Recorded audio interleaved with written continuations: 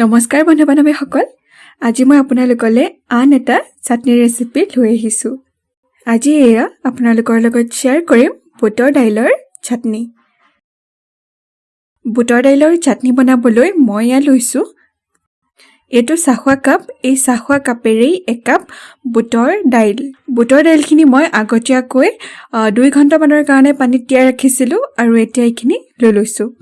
আৰু লগতে এয়া লৈছোঁ ধনিয়াৰ পাত, এটা বিলাহী, মই বিলাহীটো সৰু সৰুকৈ কাটি লৈছোঁ। কেঁচা জলকীয়া, জ্বলা আপোনালোকে কম বেছি পৰিমাণে যেনেকৈ খাই ভাল পায় লৈ ল'ব। লগতে এয়া লৈছোঁ আদা আৰু নহৰু। এতিয়া গ্ৰাইণ্ডিং জাৰ এটা লৈছোঁ আৰু ইয়াতে আটাইখিনি সামগ্ৰী দি ল'ম।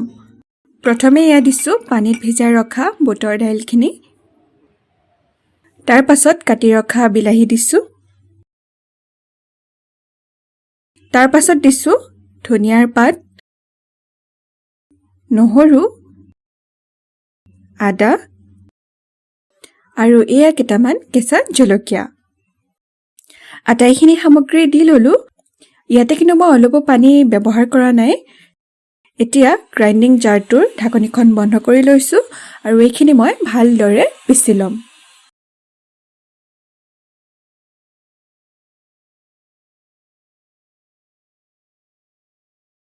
এয়া চাওক, এইখিনি মই ভালদৰে পিচি ল'লোঁ।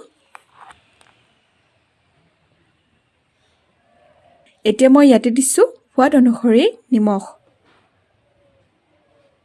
আৰু নিমখখিনি এবাৰ ভালদৰে মিহলাই দিম।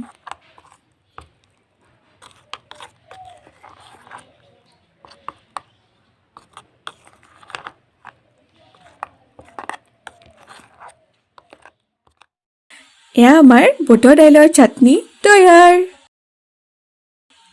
দেখিলেনে ইমান সহজে আমি বুটৰ দাইলৰ চাটনি তৈয়াৰ কৰি খাব পাৰোঁ। আপোনালোকেও এইদৰে বুটৰ দাইলৰ চাটনি তৈয়াৰ কৰি খাব।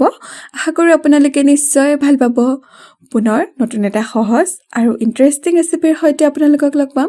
আজিলৈ আহিছোঁ, ধন্যবাদ।